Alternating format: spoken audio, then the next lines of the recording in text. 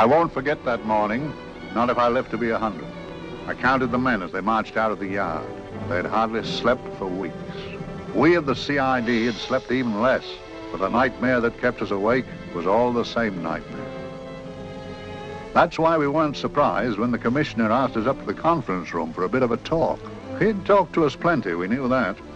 It didn't help any to know what was ahead of us.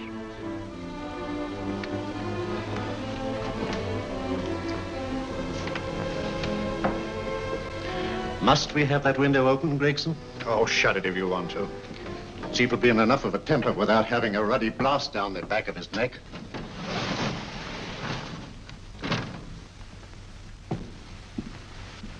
Gentlemen, the commissioner. Stuffy in here. Be seated, won't you? Gentlemen, if you wish to know what able men you are, read any of the works of popular fiction that glamorize your achievements, but don't, I beg of you, read the daily papers. They might give you an inferiority complex. I hate to mention it, but we're confronted with a series of the most atrocious murders since Jack the Ripper. And in the meantime, the CID might as well be playing at shove halfpenny for all the good we've accomplished. Now look. Here, here, and here. Each of these red flags scattered through the city stands for a woman brutally murdered, a woman's terror, a woman's death agony. These are no ordinary crimes. These are the works of a fiend who kills first and mutilates afterwards. A ghoul who hacks off a part of his victim body and carries it away with him, a loathsome souvenir of his butchery. 3 women murdered so far, and you haven't turned in one clue. You haven't given me one lead. Here you sit and wait for news of the 4th victim, with your arms folded.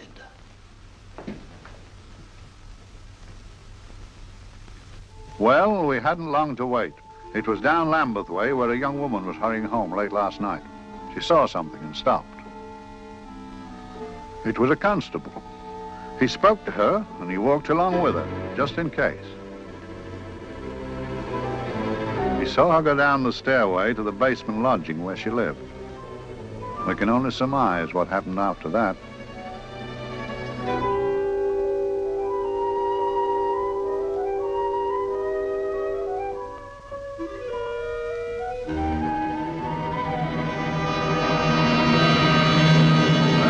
My pride in my pocket and went to see the man who'd so often helped out Inspector Lestrade and myself in the past, Mr. Sherlock Holmes.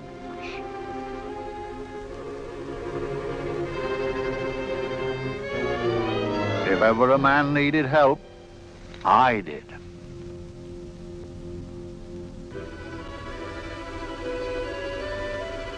This makes 4, Inspector. 4 defenseless women here in the heart of London. And everyone with the right forefinger hacked off. Not hacked, Inspector Gregson. Cleanly, expertly severed. The work of a skilled surgeon. That's our only clue. Much about the age of my sister's girl. Is there no way of stopping this, Mr. Holmes? Yes. There's a way, somehow. The fiend that did this. I promise. I promise. We've nothing to go on. That's the rotten part of it.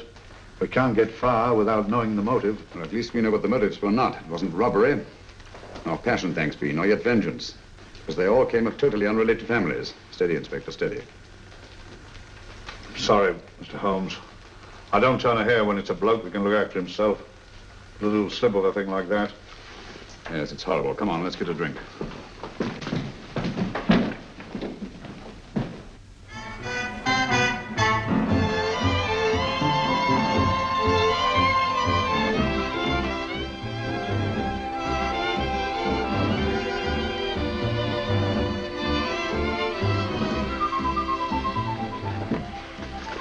Good evening, Mr. Holmes. Good evening, Vincent. Whiskey and soda, please, and a double for my friend here, Inspector Gregson. There you go, sir. Make mine Irish.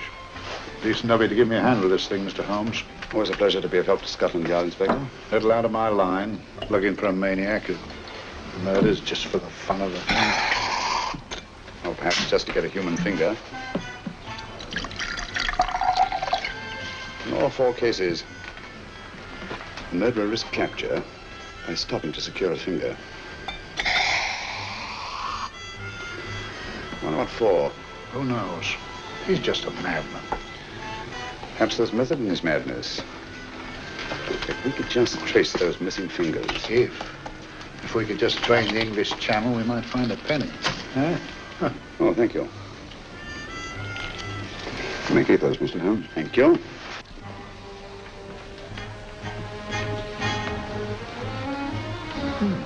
Sir George Fenwick, isn't it? Yes. Is that his daughter with him? Don't be so naive, Inspector. You know everyone, don't you, darling? Well, hardly. A week ago, I didn't know you. A week. How fast it's gone.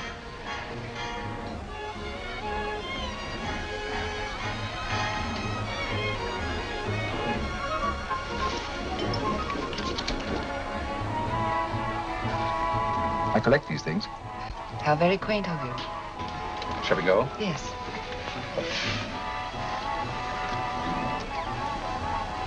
What are you looking at, Mr. Holmes?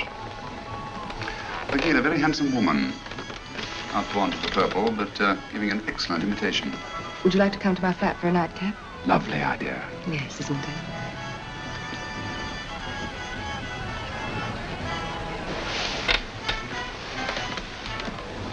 Wonder where she's taking Sir George Fenwick. Don't be so naive, Mr. Holmes.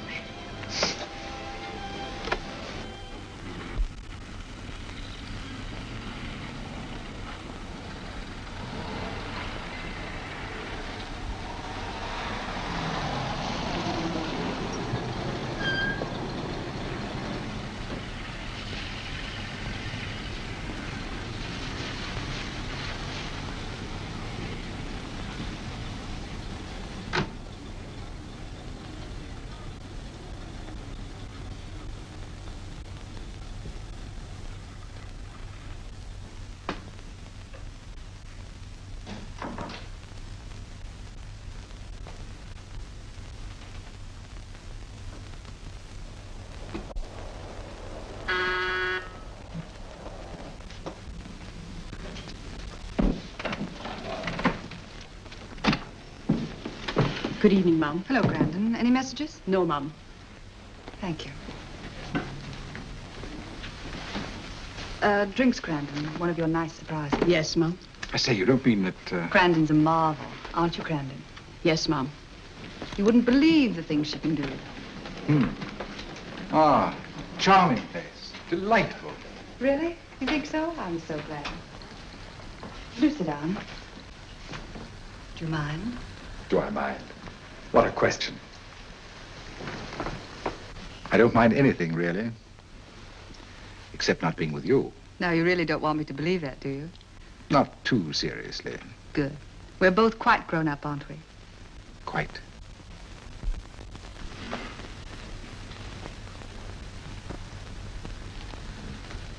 You're a treasure, Crandon.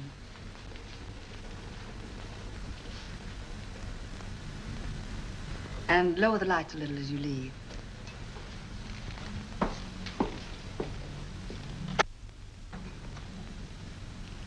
I prefer a more flattering light. In any light, you'd be... Would I? And don't you know it? Perhaps I do.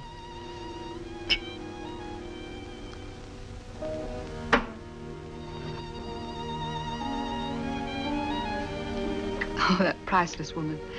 You wouldn't believe it, but she's absurdly romantic. She loves dreamy music, and she thinks that we... But we do, don't we?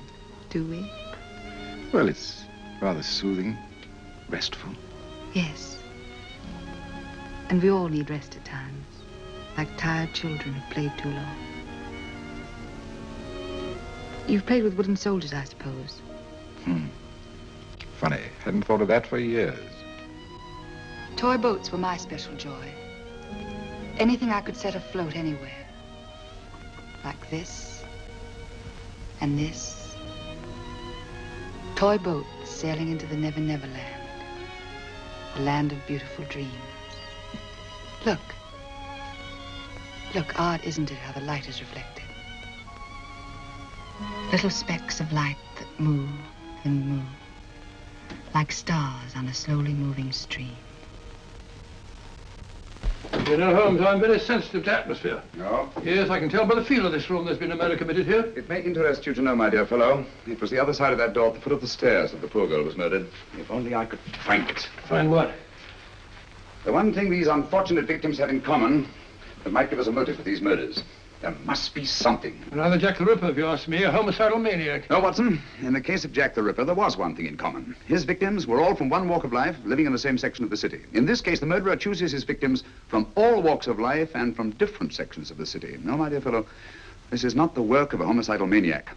It's something infinitely more sinister. You give me the creeps. What on earth are you talking about? Watson, I'm convinced that these murders are only incidental to some larger and more diabolical scheme. That may be, but why the severed fingers? The answer to that question, my dear fellow, is our only hope of solving these mysteries. Dear sister, I am so happy. I had such a lovely holiday at Brighton with you and Alf. And I'm looking forward to being with you again. Poor little thing. Sort of raises a lump in your throat. I can picture her sitting here happily writing this letter. And I'm not bit realizing that she's shortly going to her death. Hello? Gregson. Oh, there you are, Mr. Holmes. I've been looking for you everywhere. What's happened? Murder in Edgware Road, not half an hour ago. Woman? Yes.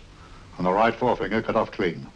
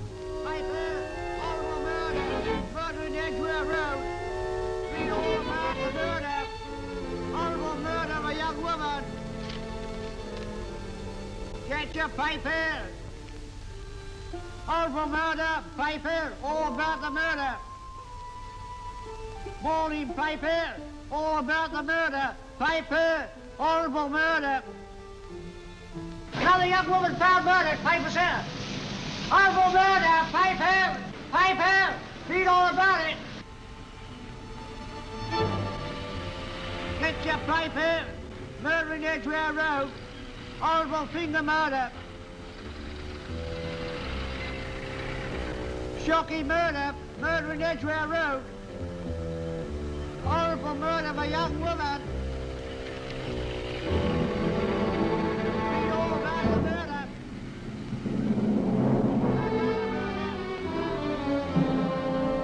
Only fancy, Mum. There's been another of those horrible murders. Dear, dear, how shocking. Yes, Mum. I really don't feel quite safe here myself. Oh, dear.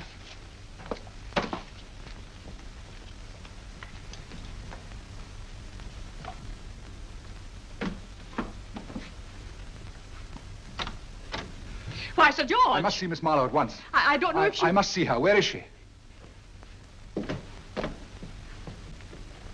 Lydia. Why, Sir George, what is it? What happened? I don't know. You'll have to help me. You've got to help me. But I don't understand. Listen, I woke up a few minutes ago in a cheap boarding house off Edgware Road. I don't know how I came there. I don't know when. The last thing I remember is being here with you. Calm yourself, Sir George. When did I leave here? Well, it was about, It was 10:45, Mum. Precisely. You seemed, forgive me, just a little distressed. Detached, not interested. I thought I'd said something to offend you. I don't remember.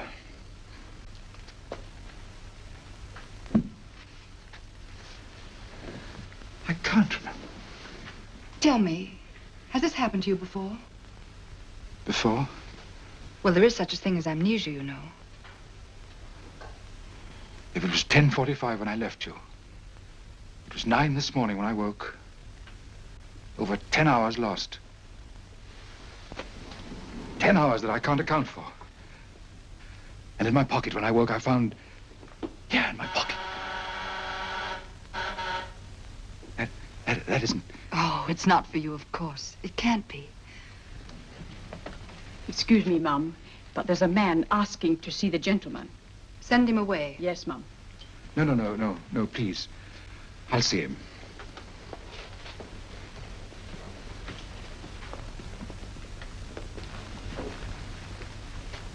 Well? Delightful room. Not much like the place you woke up in this morning. You followed me here? Yes. Are you a detective? Oh, no.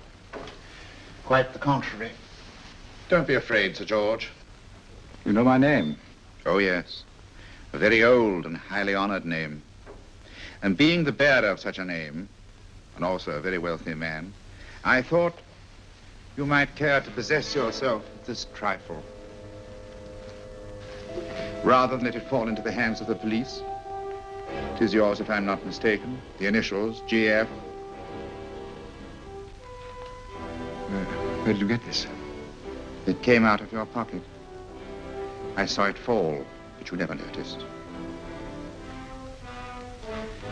You were very busy, bending over something with a knife. Then you put something in your pocket.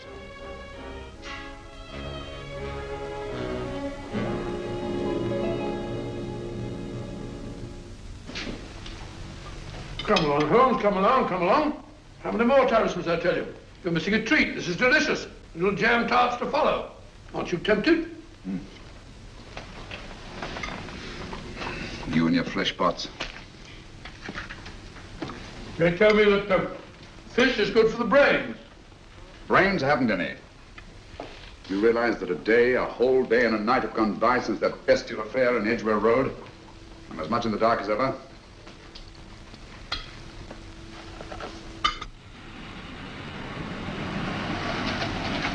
Hello, here comes a client, unless I'm very much mistaken.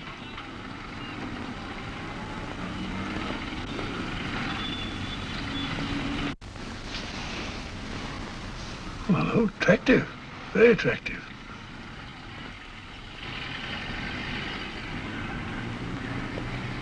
Obviously, she left home under the stress of some very great emotion. How do you know that? She isn't wearing any gloves. A startling omission in a young lady of fashion. Oh, she didn't put her coat on. Open car, too.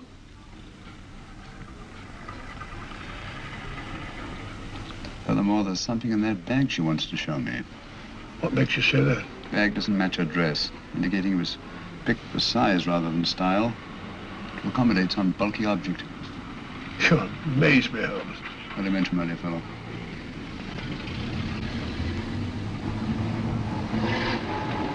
Well, that's interesting. What is? That cab, turning at the empty house. I wonder why he followed her here. Oh, wouldn't you? Quite possibly with glasses.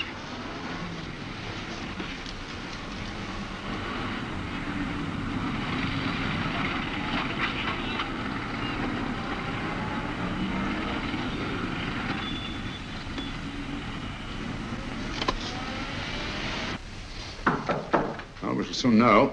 Yes, Mrs. Hudson? It's a young lady, sir. Most urgent. Ask her to come in. Go right in, miss. Mr. Holmes? Yes, this is my friend, Dr. Watson. How do you do? How do you do? Mr. Holmes, you must excuse me, please. Yes, well, won't you sit down? Come along. May I? It's quite all right. Thank you.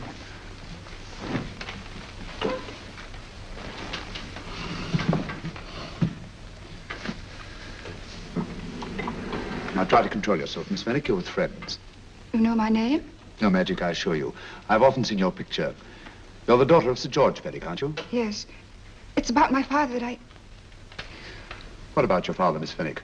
Oh, I don't know what to do. He's always been the nicest, dearest person. Only since Mother died. Yes, we do. We know. So I didn't think anything of it when he was away all night before last. But he didn't come home until yesterday at tea time. Didn't come in for dinner at all. Just paced up and down in the library hour after hour. I begged him to let me in, but he wouldn't. Steady, steady.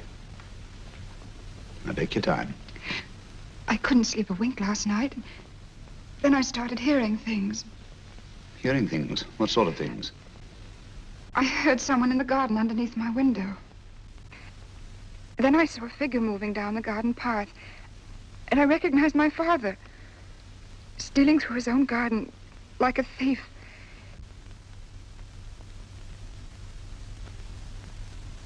He had a spade in his hand, and he stopped by the greenhouse where he started to dig. This morning, at daybreak, I stole out into the garden and I found this.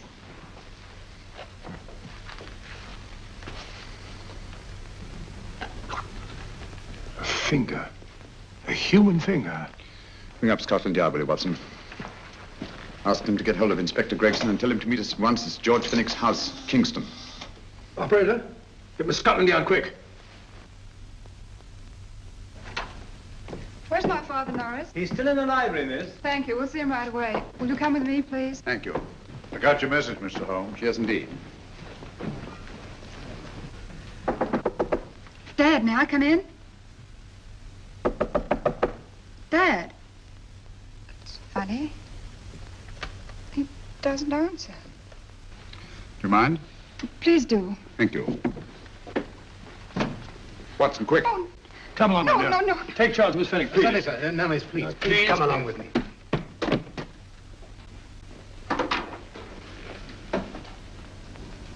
Dead? Yes. What do you make of it, Doctor? Shot in the back, between the second and third ribs. The bullet undoubtedly had penetrated the heart. Look at the powder marks on his coat. I was afraid of this. What do you mean? Don't you remember the man in the cab who followed Miss Fenwick to Baker Street? Well, you don't think he had anything to do with it, do I you? think it's reasonable to assume that he tipped off someone that I'd been sent for. Sir George has obviously been murdered to keep him from telling me what he knew. What was the weapon used? Small caliber revolver, point blank range by the look of the wound. The murderer came in through those French windows. The mud from the garden he brought in his boots. Sir George must have surprised the intruder. Passed the room to him here. What follows, we can't tell. But from the location of the wound, I'd say that he turned his back for a moment, and as he turned, the muzzle of the revolver was placed between his ribs and one muffled shot fired. And you mean to say he kept on going, even after he was shot? There's no doubt about it. Look there. The trail of blood leads us back to the desk. Something Sir George was after. Something. I know. He was trying to summon help, poor chap. I don't think so, Watson. There's the bell pulled by the fireplace. No, you'll notice from the trail of blood that Sir George made straight for this desk here. I wonder, there was something he was desperately anxious to get. Hello. His right hand's clenched. That's perfectly natural. Death agony. The left hand lies open. Why only one hand clenched in the death agony? The right hand, the hand nearest the desk. Please note that. If Sir George took something off this desk, something so important that he spilled his last drop of blood to get it, I want to know what it is.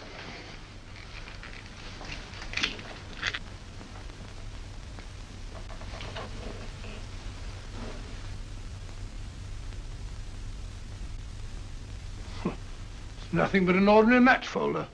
Where does that lead us? I imagine to something very important, Gregson. This match folder's from Pembroke House. Why shouldn't it be? He was there, you know. We saw him yesterday. Yes, but the effort he made after he was shot to get hold of this match folder. It's just possible he wanted someone to remember Pembroke House. He may have wished to recall it to someone who saw him there. Someone who, like ourselves, saw him with a woman.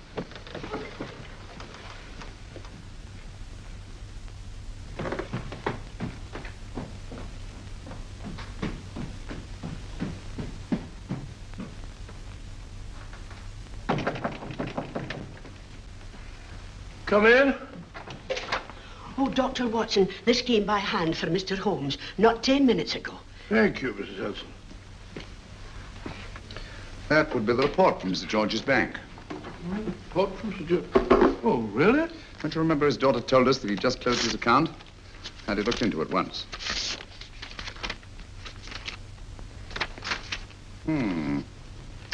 He drew out his entire balance in cash, nearly £10,000, yesterday, just after that young woman was murdered. What does that suggest to you, Watson? But he paid it out to someone. Precisely. I smell the faint, sweet odor of blackmail. You don't think he paid it out to someone who saw him murder the McLean woman? Sir George never murdered anyone. But he did have that woman's finger, and he evidently did have and pay out a lot of cash. That's the terrifying part about blackmail, Watson. The victim is afraid to fight the accusation, no matter how false. Once the accusation is made, his name is smeared, and sometimes his life is ruined. Well, Sir George didn't commit these murders. What fiend did? I rather think they're not the work of any one man. Oh, come, Holmes.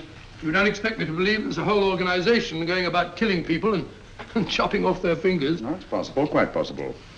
Well, whoever's behind all this thing must be out of his mind. On the contrary, my dear fellow, if my assumptions are correct, this little scheme has behind it the most brilliant and ruthless intellect the world has ever known. You don't mean Professor Moriarty? I do. Oh, steady, Holmes. You've got him on the brain. This is the third time in as many months you've suspected him of unsolved crimes. He's dead, you know. Is he? Is he? You know he is. He was hanged in Montevideo, well, over a year ago. I know that someone was hanged in Montevideo under that name. But I'll stake my reputation that Moriarty is alive and here, now, in London. Hello? Yes, Dr. Watson, wait a minute. You me? Oh, yes? This is Dr. Watson speaking. No, I'm afraid I've retired. I don't practice anymore. What? Oh, that's a different thing. An emergency case. Well, just a minute. Yes? Yes, well, see, she's not moved. Remember that? Don't touch her till I get there. Fractured case in McCardle's Mews. Heavy woman. 14 stone. Look at dust. 14 stone. Just the sort of person who would hoist herself up on a stool to feed the canary. There ought to be a law against fat people keeping little dicky birds. Well, so long, old man. I shan't be very long. Haven't used that bag since I brought little Amelia. What's her name in the world? She grew up to be a very unattractive child. Well, who wouldn't with a name like Amelia? Oh, Amelia. Amelia.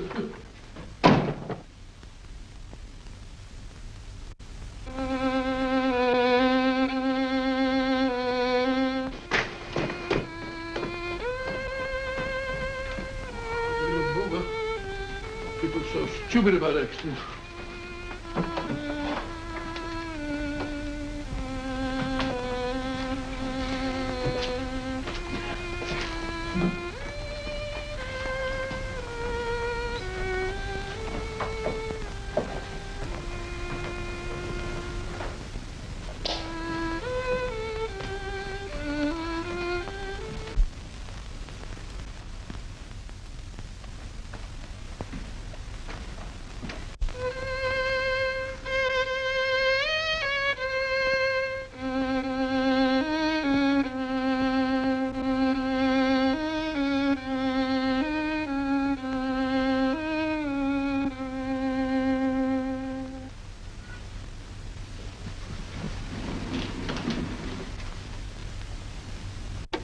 Oh, Professor Moriarty. Not that I wish to appear inquisitive, but to what am I indebted for the pleasure of this visit? Scotland Yard will be interested. It's very convenient for me to have Scotland Yard think that I'm still dead in Montevideo. I never dreamed of fooling you. Thank you. The thought occurs to me, Mr. Holmes, that there are some advantages in living within the law. You're very comfortably fixed here, aren't you? As I get on in life, the little comforts appeal to me more and more. Oh, I beg your pardon. Won't you sit down? Thank you.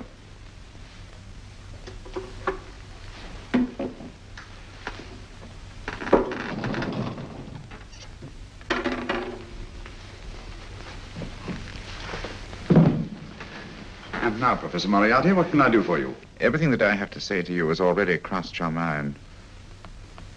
And my answer has no doubt crossed yours. That's final? What do you think? I shall not rest until you are hanged for the finger murders. You've no proof, you know. No, not a shred. But I have you. I could turn you over to the police here and now. You could. But if you did, you'd never see Dr. Watson again. Oh, the telephone call. Quite. I rather assumed you had taken some such precaution. Or I should have snatched up a revolver and indulged in a fit of heroics when you came in. Very smart, aren't you? Not smart enough. Or I should have anticipated you. But if any harm comes to Dr. Watson, I shall seek you out.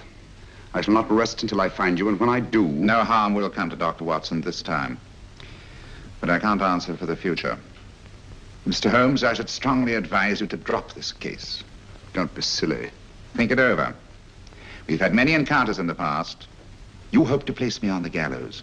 I tell you I shall never stand upon the gallows. But if you are instrumental in any way in bringing about my destruction, you will not be alive to enjoy your satisfaction. And we shall walk together through the gates of eternity, hand in hand. What a charming picture that would make. Yes, wouldn't it? You know, I really think it might be worth it.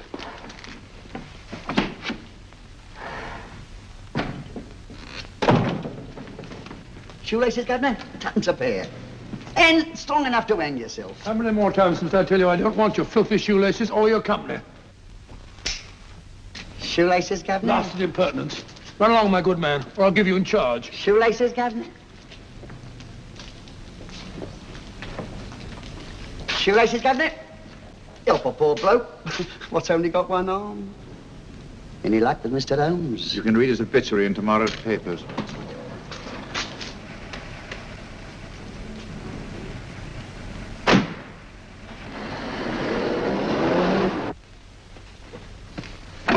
Oh, there you are, Watson. Come in. I was, just going out to look for you. Look for me, what for? Suppose you don't think I know my way about. Well, you're right, I don't. Blast all practical jokers anyhow. Know where I've been? On a wild goose chase. Exactly. There's no such number in McCardle's Muse. Some fool's idea of a joke. Did you see anyone? No, nobody especially. Only a whining old idiot selling bootlaces. Persistent beggar, wasn't he? Stuck to you like grim death. Huh? How do you know? And finally left you for someone who looked like Philip Pickings. Someone, my dear Watson, was Professor Moriarty himself. What? He's just called on me. Moriarty here and you let him go? But you must be out of your mind. Why? Well, he bluffed me into believing that he was holding a friend of mine as hostage. Friend of yours who? Oh, nobody very important, just a fat, lazy fellow. Medical man, I believe. Medical man? Do I know him? Yes, I think you do. Fellow by the name of Watson. Watson, never heard. Who, me? I'm afraid so, old fellow. Your street hawker's job was to do away with you in a certain contingency.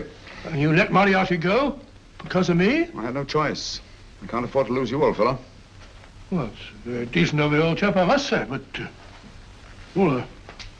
I wish you'd nabbed him. We shall, never fear. I know the motive for the finger murders. All I have to find out now is the method used with the blackmail victims. Method? Yes. How does Moriarty get them to the scene of the crime? How does he plant those severed fingers on them? And how does he scare them into believing that they may have committed those atrocious murders themselves? Curious.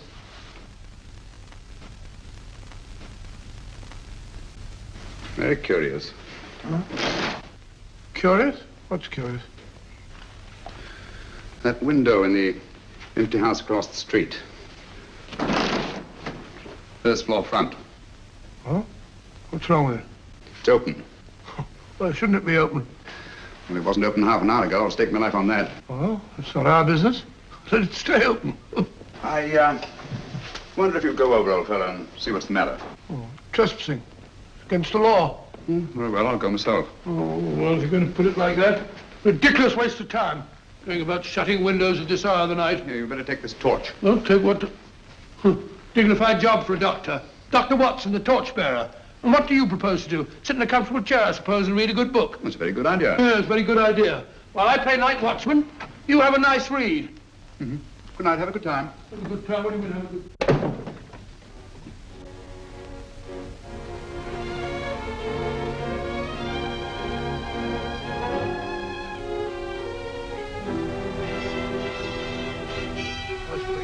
done everything.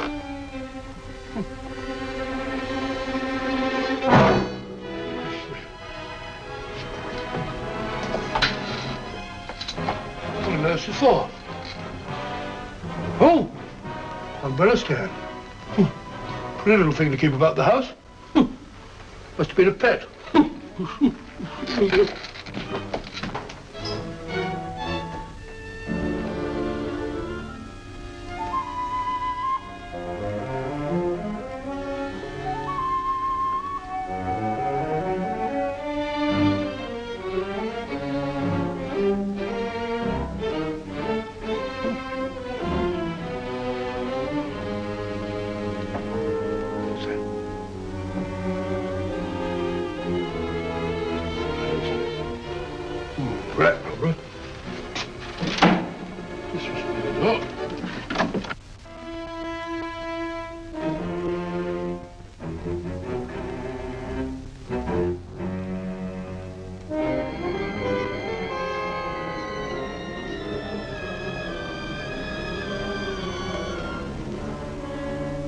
While he sits comfortably reading a book.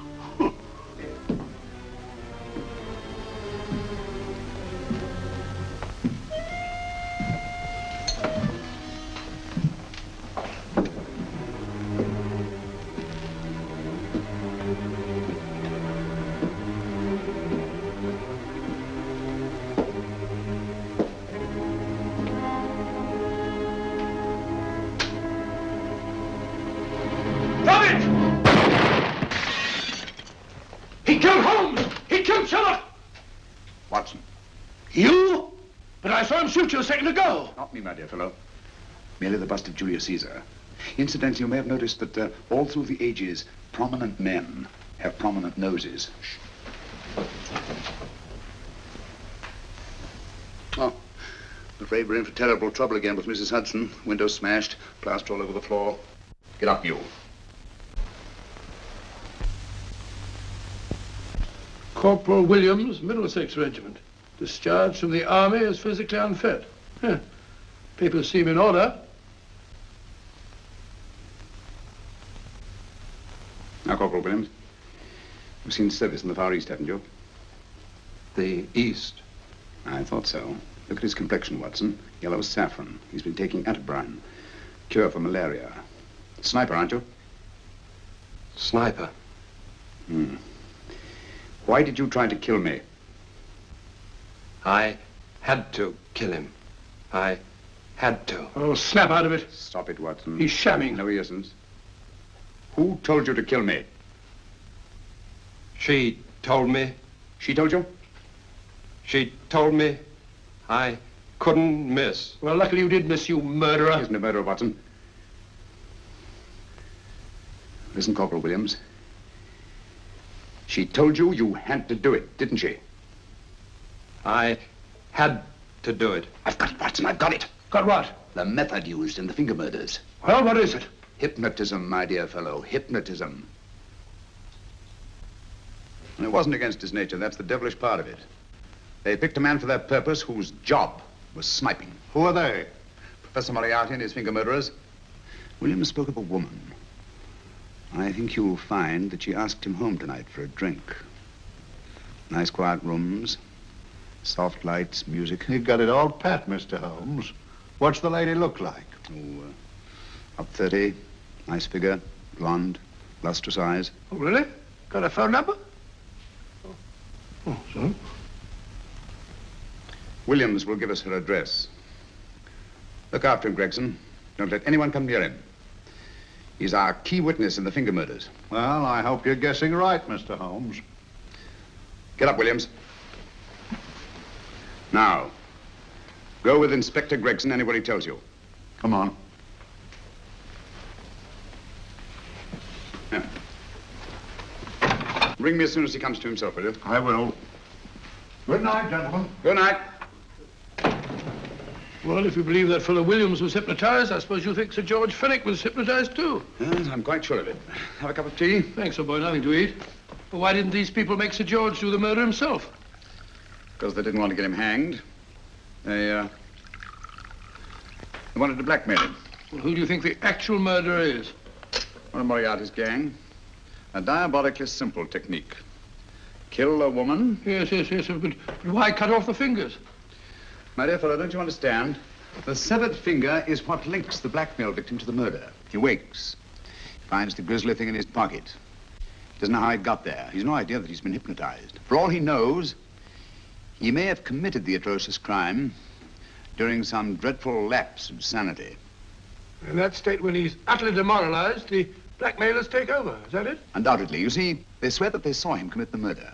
And being human, the victim will pay anything rather than stand trial on a charge that will make his very name loathsome. Oh, it all fits in if you believe in hypnotism. Yeah. The only possible explanation. You think the hypnotist is that woman with the blonde hair and the lustrous eyes, the woman you invented? I didn't invent her. I saw her. What on earth are you talking about? That woman, my dear Watson, was with Sir George when he left Pembroke House. I saw her there. I shall see her again, and Williams will lead me to her. That's why it's so important to keep him safe. He will identify her.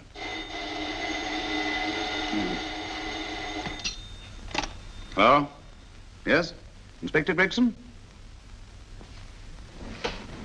What? Well, get every constable in the district. Yes, I'll be over at once. What's happened, Holmes? Williams is missing. Great Scott! Come on.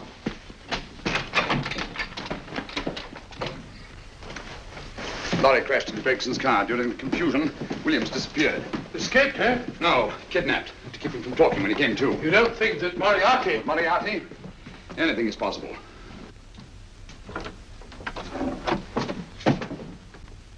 Williams! Dead. You see, anything is possible.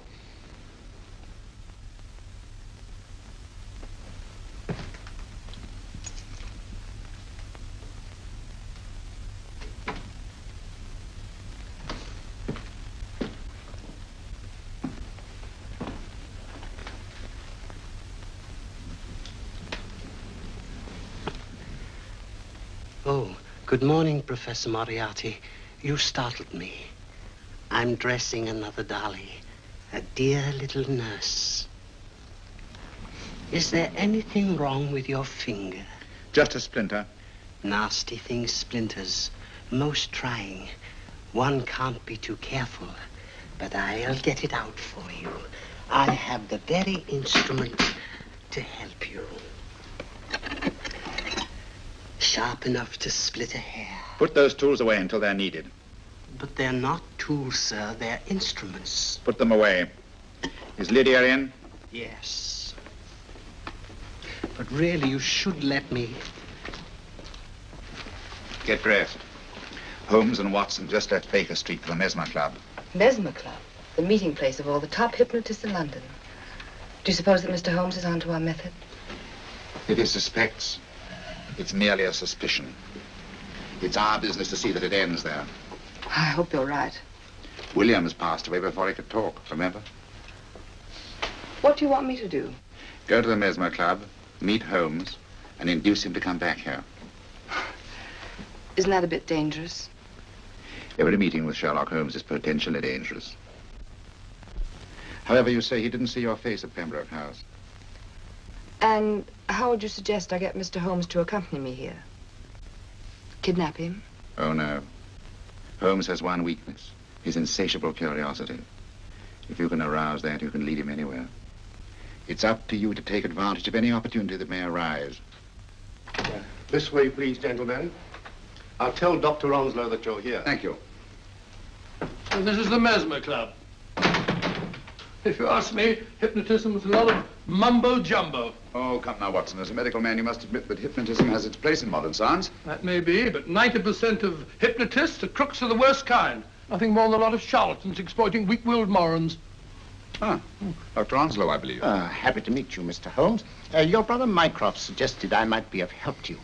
He's a valued member of our little group of charlatans and crooks. Oh, I beg your pardon, sir. I didn't know you were listening. Behind the curtain. My friend, Dr. Watson. Ah, delighted. Oh, do you? I wonder now. You see, we're in the midst of a little experimental session at this very moment. If you'd care to join us. Certainly, That'd certainly. be very instructive. Oh, well, will you follow me? Thank you. Why should I know somewhere behind the blasted clinical? In treating his patients. But today, the therapeutic value of hypnotism, as we now call it, is conceded by innumerable physicians. Especially is it of value in surgical cases where the administration of local or of general anesthetic is inadvisable. Inadvisable poppycock. Oh, sorry. For the sake of latecomers, I may say that I have placed this subject under profound hypnosis. In this condition, he can feel no pain, even under applications which normally would be excruciating. Excruciating? Oh. You excuse me, please. Carter, you are having a peaceful sleep. You feel nothing. Your arms and your hands are without sensation. Mowbray, the long needle.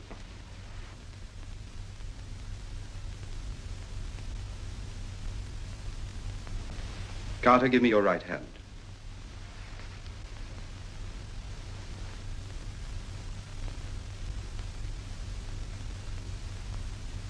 As you observe, the needle has been thrust completely through the subject's hand. No feeling, no pain. This lack of feeling is the one infallible test of profound hypnosis. Nonsense. Fellow's full of drugs. Well, isn't he? Definitely not, Doctor. Wake up, Carter, wake up. You feel well and rested, remember. No pain anywhere. Wake up, wake up. I say, when are you going to begin? All through, Carter. Stand up. This way, sir. And, are these all the people that come here? Oh, no. Others keep dropping in all the time. I suppose it's all right for those who believe in it, but of course, I'm a professional man myself. Then you don't believe in hypnotism, Dr. Watson? I don't deny that there are certain types of hysterical, feeble-minded people who go under if you point your finger at them. But anyone with an ounce of character... How right you are. You see right through our little artifices, don't you, Doctor? Right through, my dear sir. Right through. Quite so. But with the feeble-minded, as you say... excuse us, Mr. Holmes. Certainly. Step over here, won't you? Certainly, sir. Anything to oblige.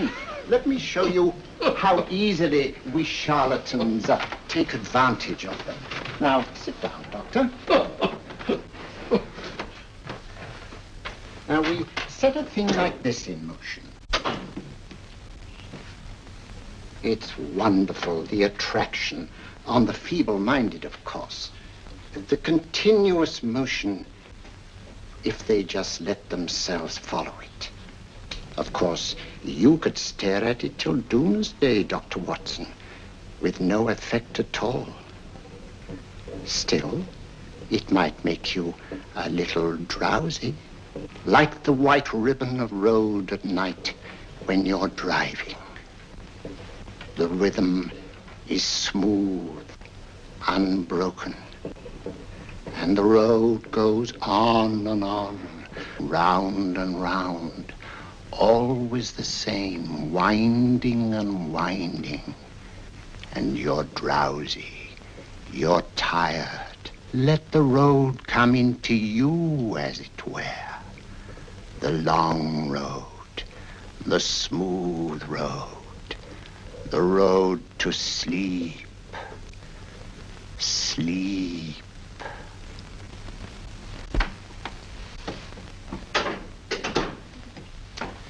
Open your eyes. Stand up. Turn around. And now, Dr. Watson, you're on a holiday in Scotland. The country is amazingly beautiful. We're coming to a stream. It isn't deep. Better take your shoes and socks off.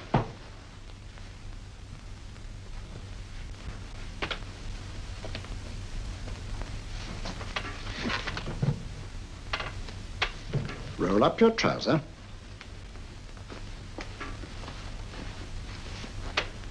That will do. The other leg is waterproof.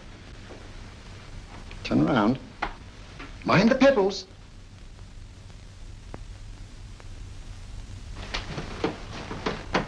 Sit down.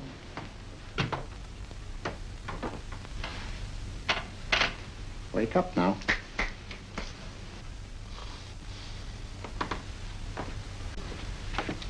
There, I see. What I tell you, it didn't work with me. Why, nobody with an ounce of character.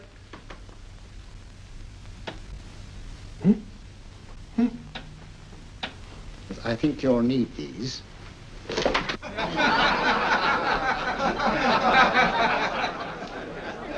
Something to laugh at? Watson, she's here. Oh, the woman you're looking for? Yes, I'm going to meet her. Perhaps I can induce her to take me to Moriarty. Do you think it's wise, Holmes? May not be wise, but it's essential. After all, I've held me on with Moriarty in the past. But isn't it dangerous? She might be a hypnotist. My will isn't stronger than hers. I deserve to be hypnotized. I feel I must protest, Dr. Onslow. I was told this was a gathering of serious students of a great science, and I find myself in a company of buffoons. Oh, my dear madam. Elliott's and Esdale Brain. Were those men martyrs for the truth? That you may laugh over your childish, cruel tricks? I must say I'm in complete agreement with you, madam. This was most unnecessary performance, Dr. Onslow. Beg your pardon, sir. My name is Holmes, Sherlock Holmes. At your service, madam. Thank you, Mr. Holmes. I'm afraid I've created a rather embarrassing situation. But you see, I'm interested in the serious study of hypnotism. So am I, too. Perhaps we have something in common, Mr. Holmes. Perhaps we have. Would you join me for a cocktail at Pembroke House? I should be delighted. Good.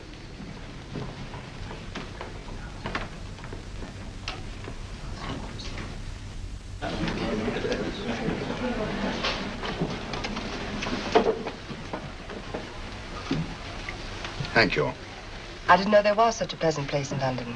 It was so nice of you to suggest our coming here. I thought a little pick-me-up would do us good. You mean you thought I looked... I like the way you look. Thank you. I suppose I did lose my head a little at the Mesmer Club. But you see, hypnotism is almost a religion with me. I know so well what it can do to help and heal. And I can't bear to see it used for trivial purposes. I know very little about it. That's why I went to the Mesmer Club. You see, I'm rather puzzled just now with the case that I'm working on. How fascinating. Tell me about it. It's the murder of Sir George Fenwick. Fenwick? Who's he? Quite a well-known figure. Odd now I come to think of it. Last time I saw Sir George was here at Pembroke House. Strange. Yes, isn't it? He was sitting, I believe he was sitting at this very table. Cigarette? Thanks. Do go on. There was a charming lady with him. He was lighting a cigarette.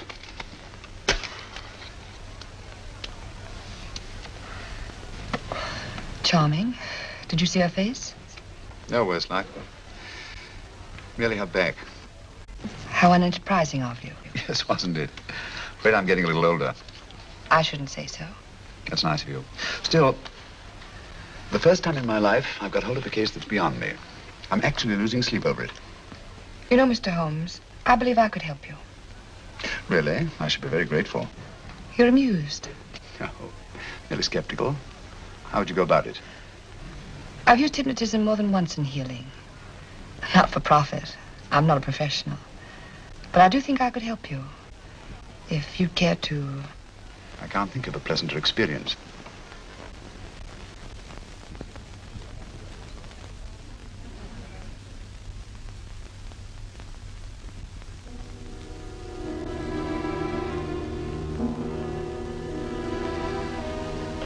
Low lights, music, is that all there is to it?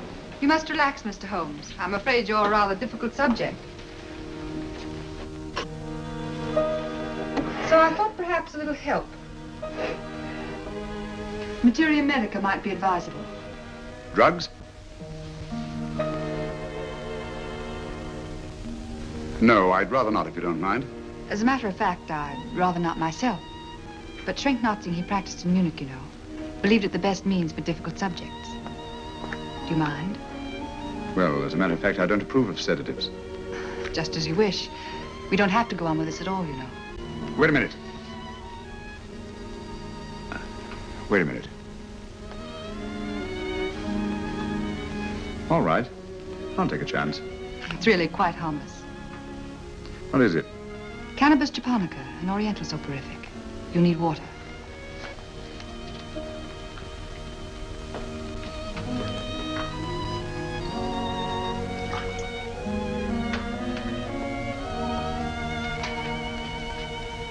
Thank you. Now sit down, Mr. Holmes. You'll feel yourself growing drowsy. Don't fight it. Give in to it. Because you do want to sleep, you know. Just fix your eyes on this one white flower floating on the water. Empty your mind of every other thought. Follow the motion of the water. So smooth, not a ripple. Waters of forgetfulness. Steady, deep, strong. Strange, isn't it? How the light is reflected. Little specks of light that move and move.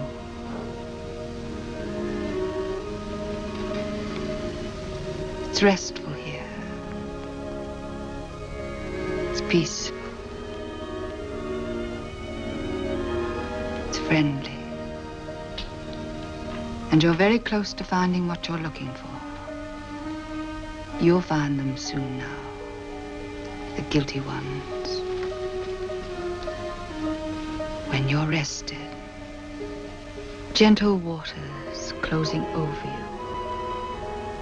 Steady, deep, strong, drawing you down, down,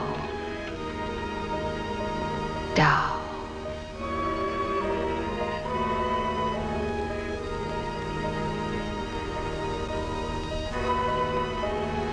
Sleep. Sleep. Sleep.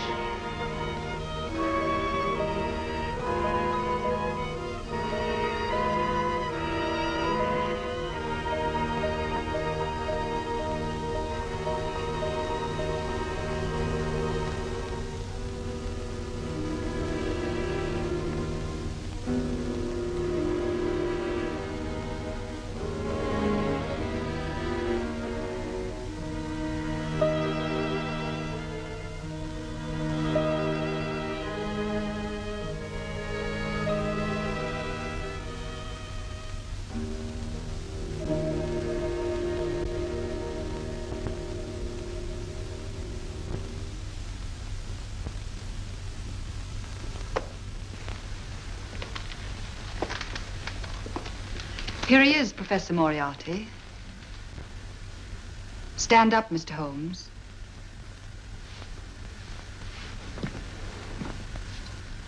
Open your eyes. Face this way. Are you satisfied? We are dealing with a clever man. He may be shamming. There's just one infallible test for profound hypnosis. You ready, Dr. Simnel?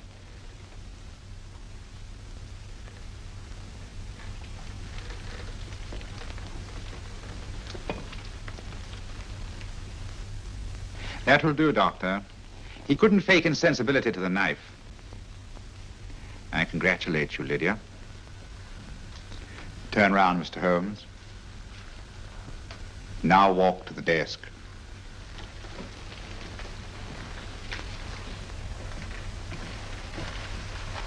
Sit down. Take that pen and write what I tell you to write. I have at last found a case which I cannot solve.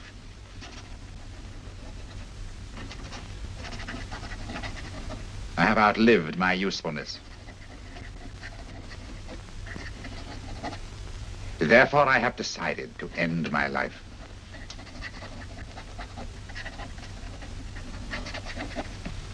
Sign your name. Now blot it.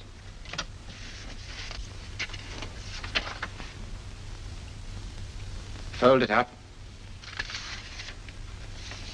and put it in your pocket. Come, Mr. Sherlock Holmes. Go out onto the terrace. But it won't look like suicide, sir. I'm sorry, but Mr. Holmes' injuries must all be self-inflicted. Let's walk a little, Mr. Holmes. It's so pleasant here in the garden. Just step up here onto the terrace. It's a nice, broad terrace. Now turn to the left, walk slowly to the end of the terrace.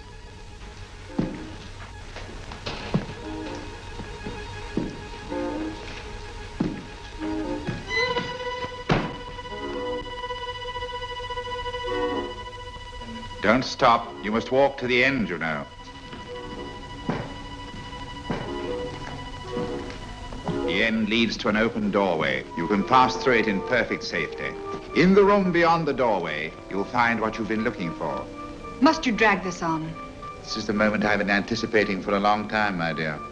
Go on, Mr. Holmes.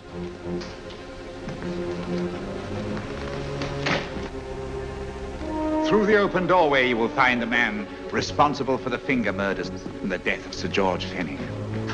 Professor Moriarty. Holmes! Stand still. What a beautiful view, Watson. I'm quite enjoying it. No, you're not. You're hypnotized. You're under a spell. Stand still. Don't move. Steady, Holmes. Steady does it. Stand perfectly still where you are. Nonsense, Watson. You don't know what you're doing. Of course I know what I'm doing. You mean you're not hypnotized? Certainly not. Then get off the wall, you idiot. Oh, look out! Holmes! Dear fellow. What were you doing up there? Holding the fort until you arrived. What kept you? Well, I ran into a spot of trouble on my way to Scotland Yard. I was arrested for exceeding the speed limit. Your luck seems to hold, Mr. Holmes. Well, I'd hardly call it luck, Professor. You see, I substituted a drug of my own for the one that this dear lady pressed on me. You are clever, aren't you? A drug that, although it leaves the subject conscious, renders him quite insensitive to pain. That accounted for my lack of reaction to Dr. Simnel's knife. Well, Gregson, quite an impressive haul. Even Inspector Lestrade himself couldn't have done any better. Thanks, Mr. Holmes. Take him away. All right, put her in the van. I was right, Mr. Holmes. You are a difficult subject. Thank you. And now, Professor, our score is settled. Au revoir until I see you on the gallows. The rope has not been made that'll go around my neck. Come on.